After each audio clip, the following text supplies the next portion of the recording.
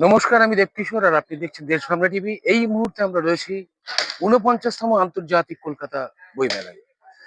আমরা এই মুহূর্তে এমন একজন মানুষকে পেয়েছি যিনি আক্ষরিক অর্থে সাহিত্যে একের পর এক নজির স্থাপন করে চলেছেন। তার অগণিত বইয়ের সংখ্যা, সম্পাদিত বইয়ের সংখ্যা আর মৌলিক বইয়ের সংখ্যা। আপনাকে স্বাগত সিদ্ধার্থ সিংহ। আপনার সঙ্গে আমি জাস্ট এবার আপনার কটা বই বেরোচ্ছে? এবার 34টা বই, মানে 34টা। আমাদের এই এই বই মেলায়। হুম। আর ঢাকা বই মেলায় 9টা। ঢাকা থেকে যেটা বেরোচ্ছে একুশে গ্রন্থ মেলায়, সেখানে হবে আমার 9টি বই। কলকাতা আন্তর্জাতিক বই মেলা হচ্ছে 34টি বই। ৪৯তম কলকাতা বইমেলায় এবার আপনার কততম পদার্পণ? মানে মানে আপনি ৪৯ বছর ধরে কলকাতায়? হ্যাঁ, প্রত্যেক বছর। আর ছোটবেলা থেকেই, যখন ওখানে হতো, ময়দানে হতো, তখন থেকেই। তো ময়দানের একটু স্মৃতিচারণ কি আপনার কাছ থেকে পেতে পারি? আচ্ছা, ময়দানে না একটা প্রাণ ছিল। সত্যি কথা বলতে কি, হুম। আমরা নেশার মতো আর কি যেতাম, নেশার মতো। এবং তখন তো লিটল ম্যাগাজিনে বেশি বসতাম, কবিপত্র থেকে আমাদের স্টল নেওয়া হতো। এবং বিভিন্ন যে অর্কিড পত্রিকা, তখন যারা লিটল ম্যাগাজিন গুলো ফেমাস ছিল আর কি, তার এবং সেখানে যে আড্ডাটা হতো, মানে আড্ডার টানে যাওয়া এবং কবির লেখকের সঙ্গে দেখা হওয়া। তখন পত্রাণু বেরোচ্ছে, পত্রাণু মানে আমাদের বিখ্যাত বাচিক শিল্পী, তার পত্রাণু বেরোচ্ছে, তার প্রচ্ছদ করছেন সত্যজিৎ রায়। সেই পত্রিকা সব মিলিয়ে না একটা প্রাণ ছিল। এবং মানে কি বলবো, মানে এটা ভাষায় প্রকাশ করা যাবে না। তো এখানে যখন বইমেলা স্থানান্তরিত হলো, কোথাও কি কিছু মনে হয় যে কিছু হারিয়ে গেল? হ্যাঁ, আমার সেই প্রাণটা হারিয়ে গেছে।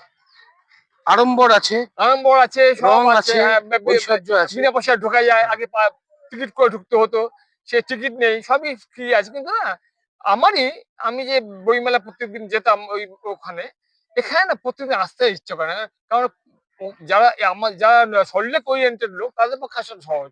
আমাদের পক্ষে, আমরা যে রাসবিহারী থাকি, বালিপুরে থাকি, তাদের পক্ষে আসাটা খুব সময় সাপেক্ষ এবং খুব কষ্টকর। আচ্ছা, ডিজিটাল প্ল্যাটফর্মের যুগে হুম, একটা সাংঘাতিক আগ্রাসন ডিজিটাল প্ল্যাটফর্মের। হুম, সেই যুগে দাঁড়িয়ে একটা দীর্ঘ কয়েক দশক ধরে লেখা একটি লোক হুম। এবং তার বহু স্মৃতি, বহু গুণী মানুষের সান্নিধ্যে তিনি কাজ করেছেন। আজকে কি কোথাও মনে হয় বাঘ কিছু কিছু করে ঘুরছে লেখার না, সেই? একটা মজাটা হচ্ছে, ডিজিটালের অনেক শব্দ বদলে গেছে। আমরা যে শব্দ নিয়ে লিখতাম, যেমন হাতে লিখতাম, আমি তো এখন ইয়েতে বেশি লিখি। বা যেমন মোবাইলে বেশি লিখি বা ল্যাপটপে বেশি লিখি। এখন যেটা হয়েছে কি, আগে যেটা ছিল, হাতে লিখতে গেলে শব্দ নির্বাচন করে বসাতে হতো। এখন যা মুখে আসে বলে যায়, মুখে বলে কম্পোজ হয়ে যায়। এই সুবিধাটা আছে। আর ডিজিটাল প্ল্যাটফর্মে প্রচুর লিখি আমি। আহ, আপনি একটা জিনিস মনে রাখবেন, বহু লোক বলছে লেখা থেকে লোক সরে যাচ্ছে। একদমই নয়। যারা বই, পাতা থেকে, বই থেকে পড়তো, তা এখন ডিজিটাল ফন্টে পড়ছে। ব্যাপারটা পড়াশোনা আছেই, বজায় আছে কিন্তু। না, কোথাও কি চটকদারিটা বেড়েছে?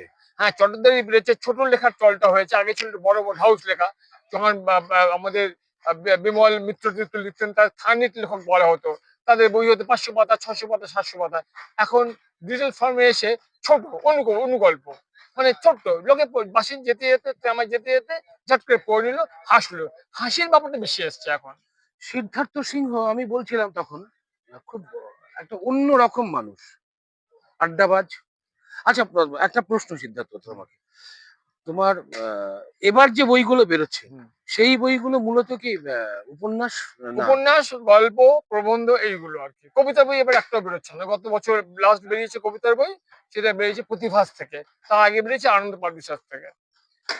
লেখকদের গুরু, সম্পাদকদের সম্পাদক, হুম। তার সান্নিধ্য তুমি কাজ করেছো। হ্যাঁ, আমি একমাত্র। একটু ওই স্মৃতিটা একটু আসলে চাইছি। আমার যিনি বস ছিলেন, হুম। তার নাম রমাপদ চৌধুরী। তাকে বলা হয় লেখকদের লেখক, সম্পাদকদের সম্পাদক। অসামান্য মানুষ। লোকটাকে যারা বাইরে থেকে দেখেছেন, তারা একরকম ভাবে চেনেন। যারা খুব কাছ থেকে দেখেছেন, খুব কাছ, গুটি কতক লোক, তারা অন্যরকম ভাবে চেনেন। না, তিনি লেখকদের লেখক মানে তিনি এটা, তার মানে এটা বিদিত সত্য যে তিনি অনেক লেখককে খুঁজে বার করেছেন নিশ্চয়ই। এবং তিনি সেই লেখককে একটা প্রতিষ্ঠিত জায়গায় তিনি দিয়েছেন। একদম। কিন্তু আজকের যে ডিজিটাল প্ল্যাটফর্ম, হুম, আজকের যে জেড জেনারেশন, হুম। সেখানে আমরা দেখছি হঠাৎ করে কোনো একজন বিসিএস র্যাঙ্ক বা অন্য কোনো র্যাঙ্ক থেকে আসা একজন কোনো লেখিকা বা ওই ফেসবুক থেকে উঠে আসা কোনো লেখিকা হট কেকের মতো বিক্রি হচ্ছে এই বই না, মেলাগুলোতে দেখছি। মজাটা হচ্ছে, এবং কেউ কেউ বাউন্সার নিয়ে ঘুরছেন। না, আমি তো না, সিদ্ধার্থ না, সঙ্গে বাউন্সার দেখছি না। না, না, একটা কথা বলি। হুম। সুচিত্রা ভট্টাচার্য কোনদিন দেখেছো? না। সুচিত্রা ভট্টাচার্যকে মাটির মানুষ। এরা হচ্ছে লেখক বা লেখিকা। আর তুমি দেখবে লুচি খাবে, দেখবে তেলে ছাড়বে, ঝাঁঝে ফুলবে, যেই ঠান্ডা হয়ে গেলে খাওয়া যাবে না। এই লেখকটা হচ্ছে সেই রকম। চট জলদি বই বিক্রি হবে, হইচই হলো, লোকে চিনলো, কিন্তু সেটা সময়সীমা, যেই তার সময়টা পুরো ফুরাবে শেষ। তারা চাকরি ওরিয়েন্টেড লেখক, ব্যবসায়ী ওরিয়েন্টেড লেখক, তারা হচ্ছে পদ ওরিয়েন্টেড লেখক, অর্থাৎ পদের জোরে, এই জোরে তারা লেখক হয়ে উঠছেন। যাক, বইমেলার একেবারে আমরা এমন একটা সময় এসেছি, বোধনের মুহূর্ত। তারপর আর মাঝখানে 2 দিন বাকি, তারপরেই তো শুরু হয়ে যাবে আন্তর্জাতিক কলকাতা বইমেলার মহা আয়োজন, মহা সমাবেশ। আপাতত এ পর্যন্তই। পরবর্তীতে আমরা আবার কথা বলবো, দেখা হবে। দেখতে থাকুন, সঙ্গে থাকুন দেশ ভাবনা টিভি। আপনাকে অনেক নমস্কার। ধন্যবাদ।